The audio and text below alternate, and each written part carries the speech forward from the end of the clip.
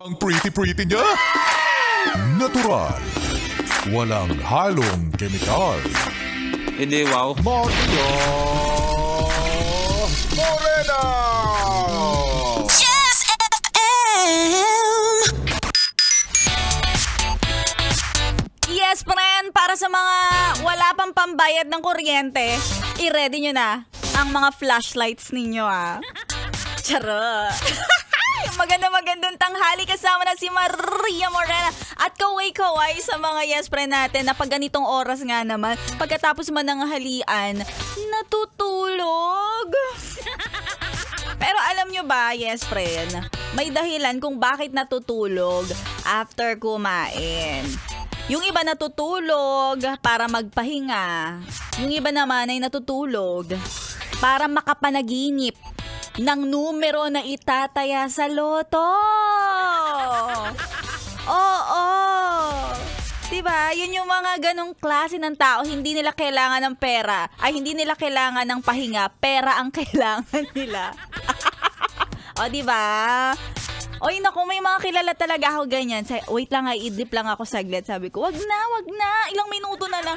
Yun pala, gusto niyang matry kung baka may mga numbers na mag-appear sa panaginip niya. Tapos yun daw yung itataya niya sa loto. No, which is, sabi nila, totoo daw. Ewan ko, sige na nga. Pag nagising ako at naalala ko yung number, talaga itataya ko yun. Ay nako, ganun talaga, yes, friend, no? Lalo na tayong mga hirap na hirap sa buhay. Ang akala natin talaga pag nagkatrabaho na tayo, ang dali-dali na ng buhay. Marami na tayong magiging pera. Pero na-realize natin ngayon na mga sumasweldo na tayo, sumasahod na tayo, kung sino pa nga tayong mga nagtatrabaho, tayo pa yung madalas na nauubusan, nawawalan. Na, kung alam lang natin, ganito pala talaga kagastos yung buhay, ano? Siguro, kung may babalikan naman ako sa nakaraan, siguro yun ay sana nag-ipon na lang ako since kinder. O diba, edi sana may mahuhugot-hugot tayong pera. Pero eto, may alam ka ba na pagkakakitaan, pera to yes friend, pagkakakitaan na hindi ka na kailangan kumilos, ha? Yung wala kang gagawin, magkakapera ka. Ha? May alam kang ganon? Ay nako, ako may alam ako. Oo, mga easy money. Trust me.